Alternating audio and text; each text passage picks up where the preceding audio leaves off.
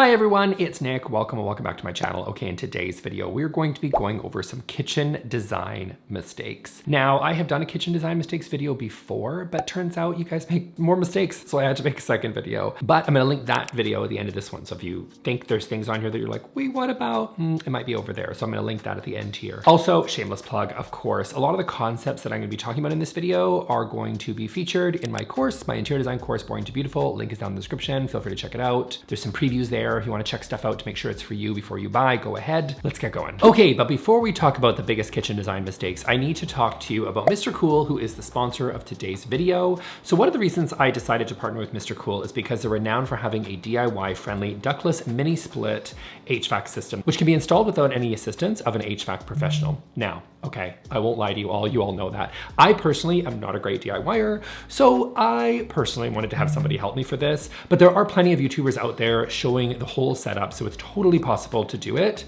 on your own if you so choose to. So since I plan on eventually tearing this house down, I didn't want to pay the big bucks to sort of get like a whole ducted heat and cooling system for this place. So I love this product because it heats and cools anywhere from 2 to 5 different zones that you can sort of choose in your home, making it the perfect solution for homeowners like me who want total comfort without the high cost of sort of a whole professional installation. So if you're looking to get comfortable today and have your own new heat pump system, head over to MrCoolDIY.com or click on the link in the description. And thank you, Mr. Cool, for sponsoring this video. Now let's get back to some kitchen design mistakes. Okay, first up on my list is going to be too many cabinets and not enough drawers. Drawers, I think, are usually far more functional in kitchens than necessarily those giant sort of cabinets are. I think a lot of people really emphasize cabinets because they think that it's just like really simple and easy and you get a lot of bang for your buck. But the truth is that most of the things that you're going to be using, whether it's food, whether it's cutlery, whether it's dishware, whatever the case may be, drawers are super, super helpful. It's just a lot easier to be able to throw things in a drawer and use them on a regular basis in your kitchen than necessarily these giant cavernous sort of cabinets are. I think it's just a simple solution. Just chuck a bunch of cabinets up there, especially those upper cabinets, because you think they're going to be really helpful, but oftentimes they're really deep and therefore really difficult to get to, especially if they're uppers. And the drawers are usually just going to be a lot more functional on the day-to-day. So if you have the privilege of being able to renovate or build a new kitchen, which is obviously a massive undertaking, but if you do, then just consider opportunities for you to put in more drawers and really take a look at what you're currently using in your current kitchen that you have right now and think of whether it would be more functional to use some of those pieces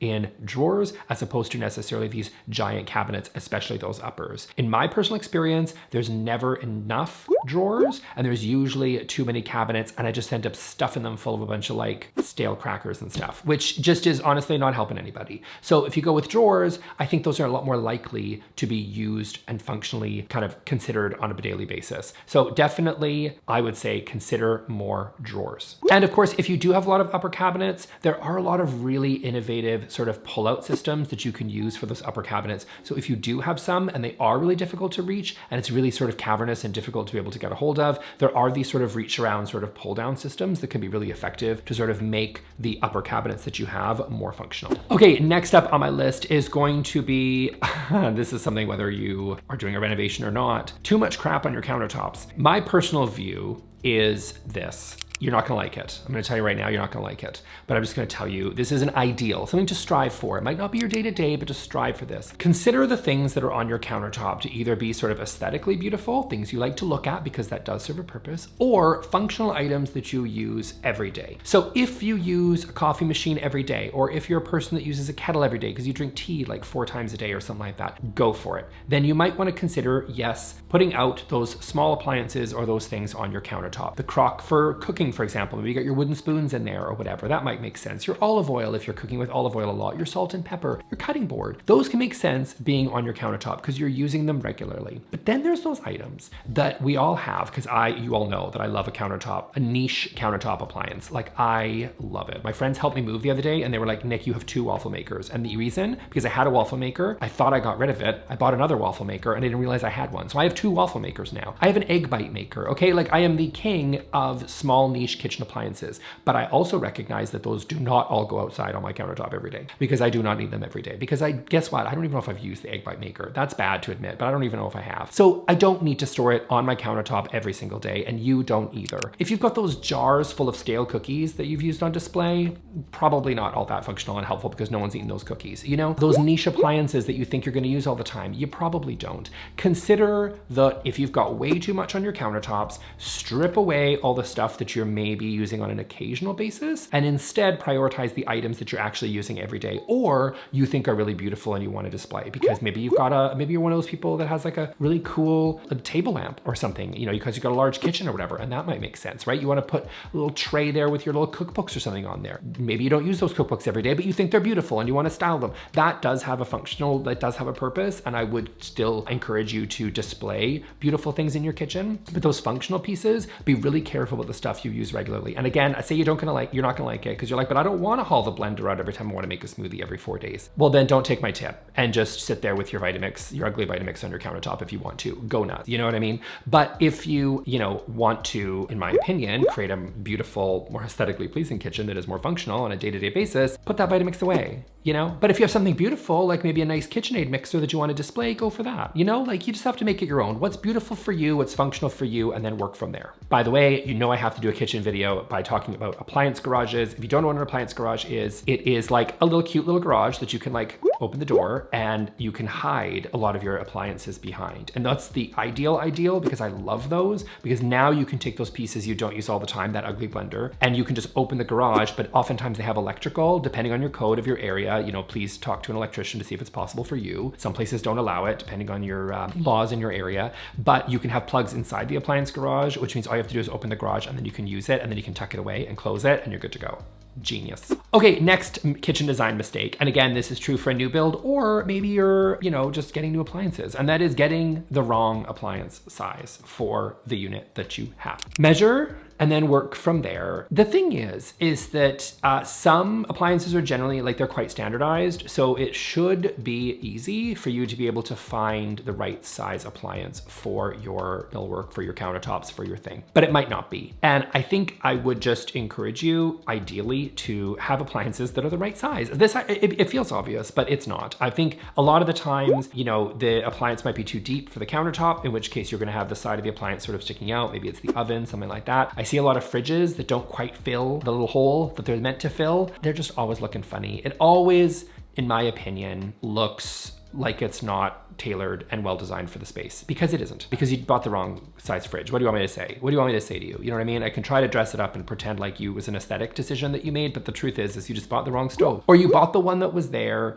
that was maybe available to you, that you could afford, maybe it was given to you, whatever. And in which case, don't listen to me, I'm just a guy on the internet. You know what? If you've got that fridge and it's fine, go for it. But I have to put it in a kitchen mistakes video, because sometimes people just legit buy the wrong stuff and they buy the wrong size, and it doesn't adequately fill out the space that they've allocated for it. Do your measurements, work with a pro. Generally speaking, the kitchen, especially when it comes to fixed elements, if you're doing a renovation or whatever, some of the stuff like closet systems, you can work with IKEA and you can get the Boaxle, you can get the pack system, you can make it your own. A lot of the stuff you can design. Kitchen is so persnickety. You just want to be really, really careful with your measurements. Definitely hire a pro if you've never done a kitchen renovation before, rather than necessarily thinking that you can do it all yourself with sort of that cheap disposable IKEA plastic tape measure and just go home and be like, I can do this. Kitchens are tricky, and especially if you're dealing with a very expensive appliance package, make sure that it adequately fits the millwork and everything that you're building around it. That is the ideal way of doing it. Especially, I'm just saying, if you're doing something new and you're doing a renovation, do it right,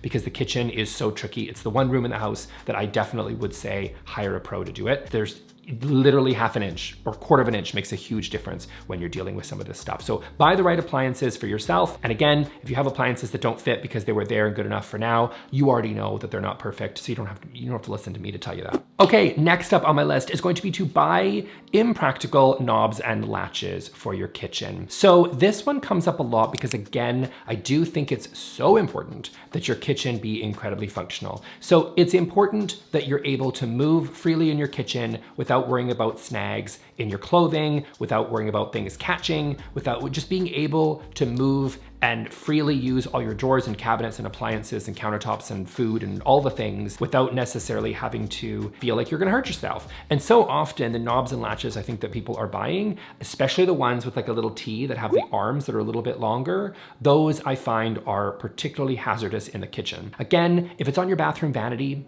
it's probably not gonna kill you. You know what I mean? Like that's gonna be okay because you're not doing maybe as much movement in there and you're probably dealing with maybe a couple of those. It's not gonna be the end of the world. I still might not necessarily consider it. I would prefer something that's a little bit more closed off so you don't run the risk of necessarily kind of hurting yourself by bumping into it or snagging your clothing or whatever. But in the kitchen, it becomes extremely important because you probably have more than one person that's working through there, right? They could have more than one person in the kitchen at a time. People are moving. People are kind of like going from the fridge. They're using the work triangle. Please see video 1 where I talked about the work triangle. You know, they're going from the oven, they're going from the refrigerator, they're going from the sink, and people are moving back and forth, and you just got to make sure that you're buying the knobs and latches that are going to make practical sense for you and or for any human being, to be honest with you. It's not just you. It's some of these are just inappropriate in my opinion for kitchen use. They look great, but they're just not functional long term. Also, you know, if you don't want any hardware, you know, that's fine. I would consider things like push to close, soft closes, things like that can make a lot of sense on your kitchen cabinets. You don't necessarily even need hardware. Just remember that, you know, obviously you're going to have to,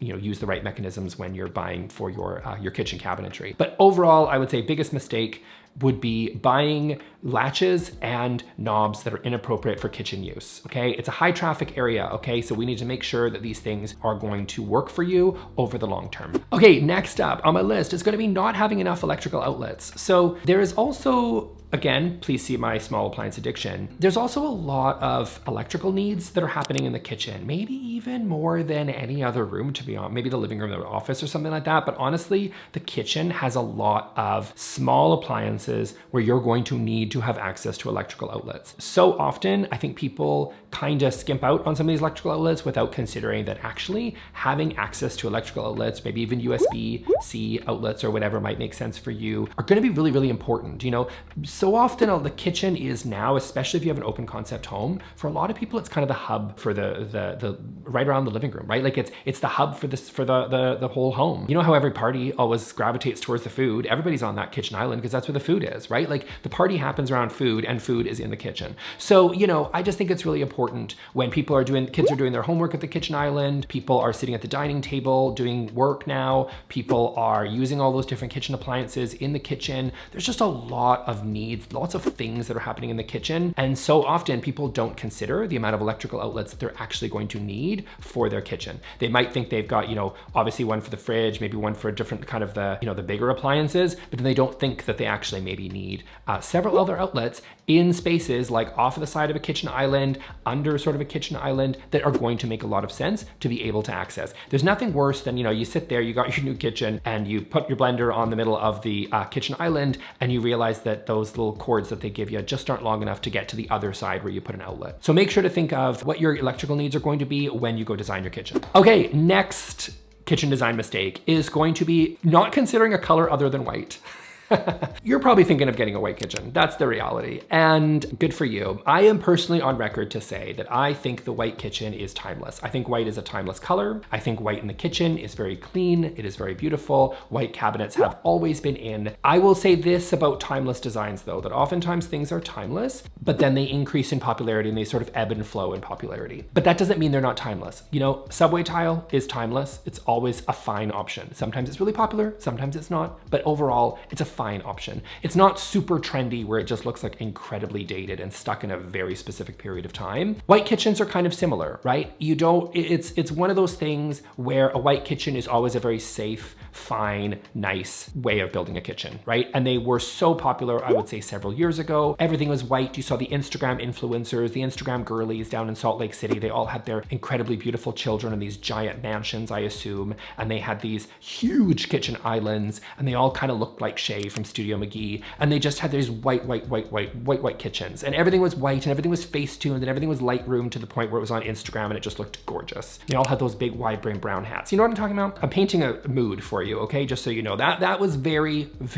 popular and a lot of people still love that. And if you want that, go for it. Don't listen to me, go do it. If you want your white kitchen, go have fun. It is a timeless option. I don't think it's gonna be a bad choice in several years. I think it's gonna be a fine choice. Why is this a mistake? I'm just saying have a little bit of fun. You don't necessarily have to just get the white quartz and the white cabinets. You can explore different options. You can have your uppers be a different color than the bottom ones. You can have wood cabinets, right? You can have really fun stone. You don't just have to get the white quartz. You can get marble. You can get different types of granite. You can get soapstone. You can get quartzite. You can get you can get quartz that replicates marble or replicates granite or replicates whatever you want it to be, because quartz is a man-made stone. It's not actually coming from nature. It's not really a stone at all, but it's stone countertops.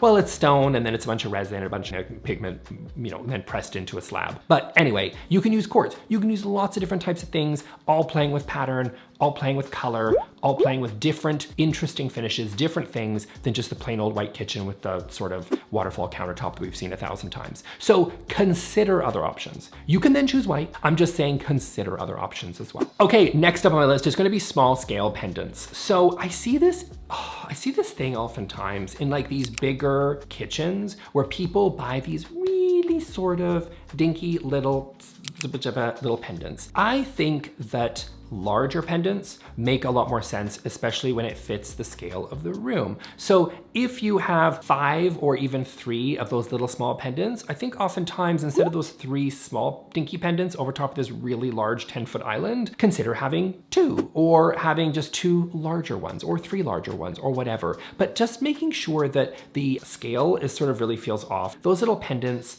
can be cute and they might make sense next to a bedside table. They might over top of a bedside table in the bedroom. It might make sense in a bathroom, right? Maybe that might make sense over there. But these, I think people just insist on putting in these tiny little small pendants. And I don't know why. Are they afraid that if they go too big, it's gonna make too much of a statement? Is it cost? I don't think so. If you're gonna do a huge renovation, don't skimp out on these tiny little pendants. They just always look a little bit funny to me because they just don't fit the scale of the rest of the room. So I would personally pick larger pendants that are gonna make a little bit more sense and right sized for that space, as opposed to these small little rinky-dink ones that just never look good. So don't be afraid to go a little bit bigger on your lighting. Okay, and then next up, we've got skipping the details. There's lots of different details, like I mentioned before, in the kitchen, which is why oftentimes it's really a good idea to hire somebody, even if there's just to lay out all your functional needs and your contractor or whatever, rather than, it might not necessarily be helping with a lot with the aesthetics, but just making sure that all those little pieces work together. The details matter in the kitchen. The smallest detail that is missed in the kitchen will bug you over the long term. And since most people don't renovate their kitchen, every 10, 20 years for some people, maybe longer, these little details like drawers that don't line up properly, dishwashers that open and then bang into, the drawer system or the pulls from the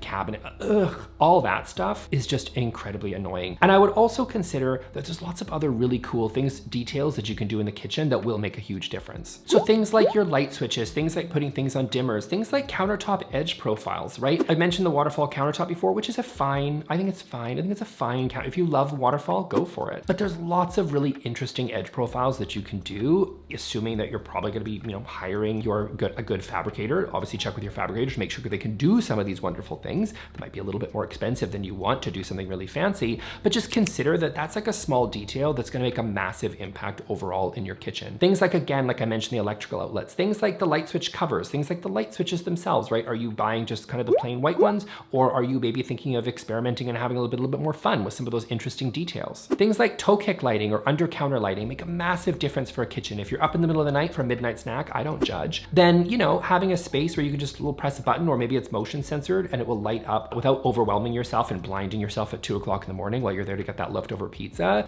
Instead of just like blinding yourself with those pot lights, instead you just flick it on, you got a nice little subtle glow happening in the cabinets and maybe in the toe kick, and then you're good enough and you can enjoy your pizza while the rest of your family is sleeping, wondering the next day where all the pizza went. You know what I mean? Like, you can still do that and have a little bit of lighting that's just there and gonna give a nice subtle glow, and it just really takes a kitchen from good to great, in my opinion. And again, those little details around those organization things really matter. So having a predetermined spot for your garbage and your recycling and your organics, right? So you're gonna need those things, so plan for them. So instead of just kind of building your kitchen and you got everything all in order and it's done and it's beautiful, and then you go, oh right, where am I gonna put my garbage? What's my plan for my recycling? Where am I gonna put my little compost bin? Do I need one? Do I have one? Where am I gonna put it? What am I gonna do? Well, that stuff usually is an afterthought, and people end up just sort of like having them in the center of the room. And it just always kind of just feels a little bit like if a little bit more foresight was put into some of those details as you were going in to design the kitchen, you could have a like set drawer cabinet where you've got your garbage in there and your smells are in there and no one has to look at it and it's all good. And then you just open your cabinet and now you're good to go and you can like pull out. Those things are really simple to do. And those things are just at IKEA and not that difficult to find. Of course, if you're designing yourself a beautiful custom kitchen, then you can get somebody to build whatever you want. But just really think through the details, looking at how you normally use your kitchen right now, because I'm assuming you have a kitchen right now. How do you normally use it? What are the things that bug you about your current kitchen that you're gonna be able to correct in the new one? And even if you're not doing a full kitchen renovation, consider repurposing some of those drawers that you maybe have that are that honestly are underutilized. Maybe you've got a drawer that just has one single pot in it and you're like, I could probably fix this and do something better with it, which case you can maybe put in something like an organic system in that drawer unit because it's not really being functionally utilized for right now, right? So take a look at those items that are maybe being underutilized and thinking, how am I functionally using this space? And am I able to repurpose some of these drawers or cabinet units into something a little bit more functional for how I actually use my kitchen? Okay, so that's it for me for today, guys. I hope you really enjoyed this video. I'm gonna link here to my kitchen design mistakes video, part 1. So if there's stuff in here that you're like, wait, this sounds like it was a mistake. Yeah, it probably is. And I probably talked about it in the last video. So I'll see you all in that one. Thanks, bye.